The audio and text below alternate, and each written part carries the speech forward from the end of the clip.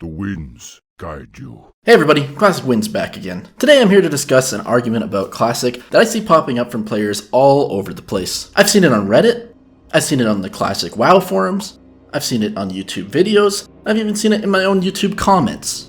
And that's the idea that vanilla is totally figured out and that we know everything about vanilla. So the big question is that true? Do we really know everything about vanilla World of Warcraft? So to answer that question, I think first we have to look at what the main points are for the people that are suggesting this idea. Number 1, people have played private servers for years. Number 2, the game has been fully beaten since 2006. And number 3 is that the game is old, and there hasn't been any changes to the game, so we know everything about the game. Because we know everything about vanilla World of Warcraft, Classic World of Warcraft is going to be either boring, or they need to make some changes to it to make the game interesting because we know everything about it. So I think once we look into these points, then we can decide if there's any truth to it.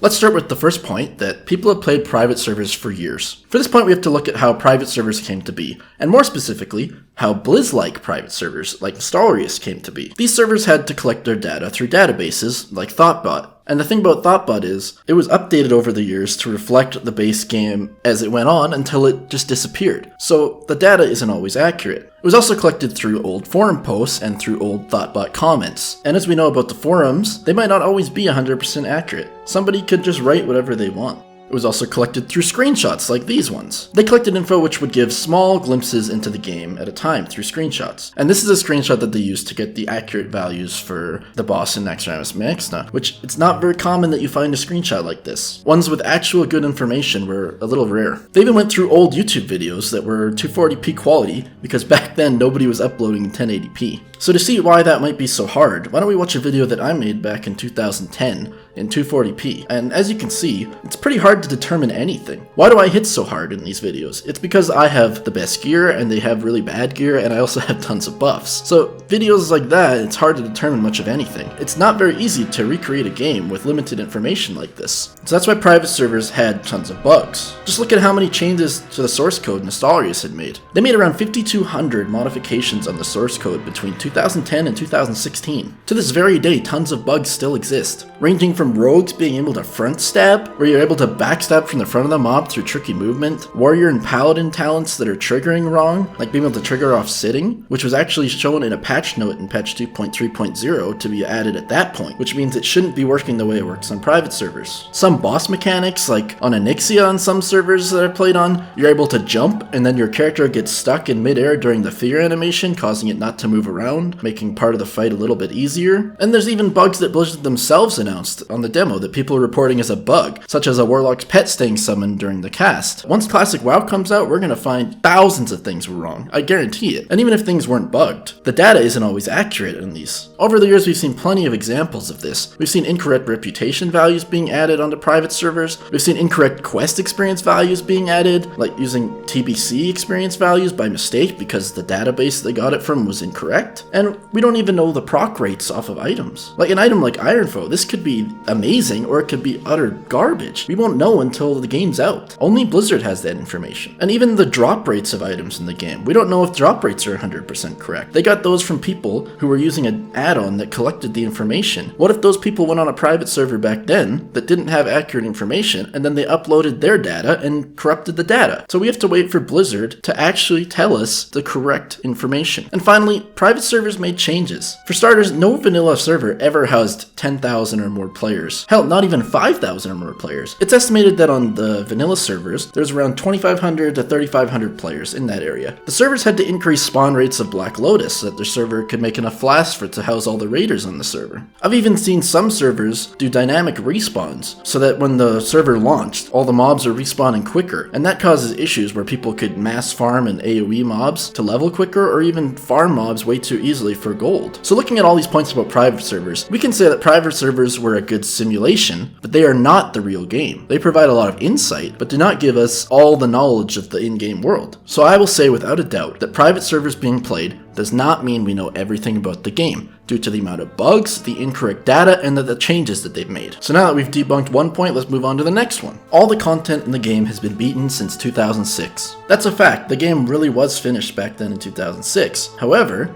I will say without a doubt in my mind that just because something was done by someone back 13 years ago, it doesn't mean that we remember everything about it. It doesn't mean that you did it. You would never say that other people traveled to other countries, so that I don't need to go there. You know, you get experience by doing things. How boring would life be if we had that idea for everything? These are the same people who go into the live game and they're gonna say, oh, method cleared Jaina world first. I guess the game's done now. The content's been beaten, but they didn't do it. It's kind of a ridiculous argument, and I don't really understand that. When you look at how many people cleared Naxxramas back then, Naxxramas was cleared by less than 1% of players, so let's give a very generous 1%. Back then in 2006, World of Warcraft had around 8 million players in it. So if you take 8 million and you take 1% of 8 million, you get around 80,000 players. And I almost guarantee that the people who are saying this are not those 80,000-ish players in the world. And maybe if you are, I can give that one to you. But come on guys, there's not that many. And now, if we look at it when a new patch comes out in World of Warcraft, we have a PTR. And you know what follows? Guides. And who makes those guides? The players at the top. So when you go into a raid, you already read a guide, and you already know most things about the fight. What's the difference? You go on Icy Veins, and then you read how to play your spec, you look up boss fights on YouTube and learn the fight, and then you read an in-game dungeon journal which explains all the mechanics for you. It's the exact same. I don't think it's any different than us using old information and looking at data back then and saying we've done the content. What's the argument there? Unless you're Method or Limit doing world first kills on a boss without a guide, then maybe I can agree. The other argument I see is that world first won't matter now because it's already been done. So instead of thinking about world first races, why don't you just think about a server first race? It's much more local, and like a world first race is maybe done by hundreds of players, whereas a server first is done by hundreds of players on every server. It's at a local level, and I think it's more engaging, and it's still fun. Trust me on that.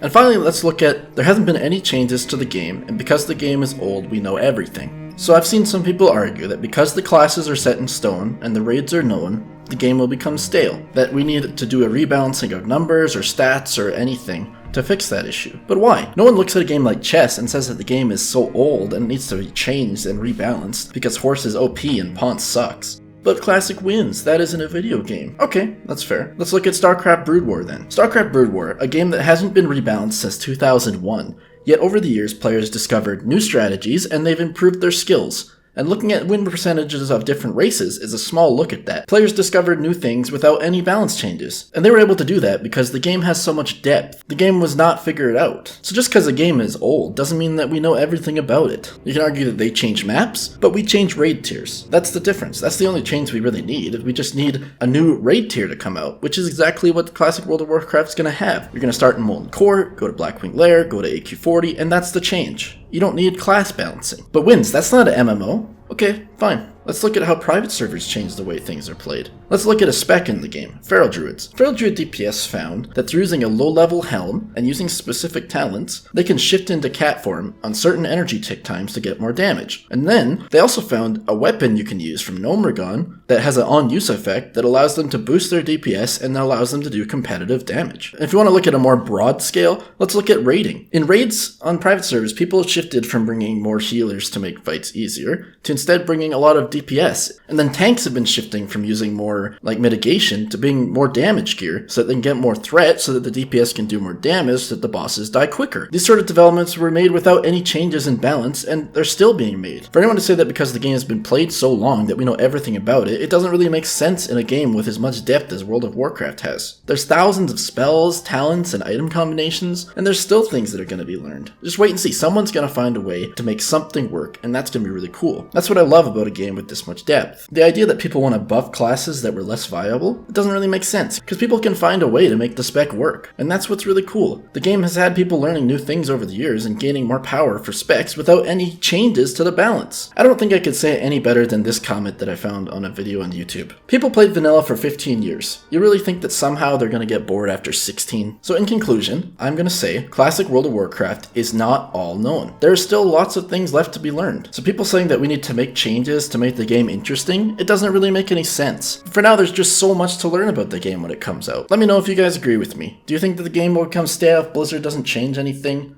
Do you think that we know everything? Let me know in the comments. Give me a like if you agree or dislike if you disagree. This has been Classic Wins. Thanks for watching. If you like this video, be sure to check out some of my other content if you haven't.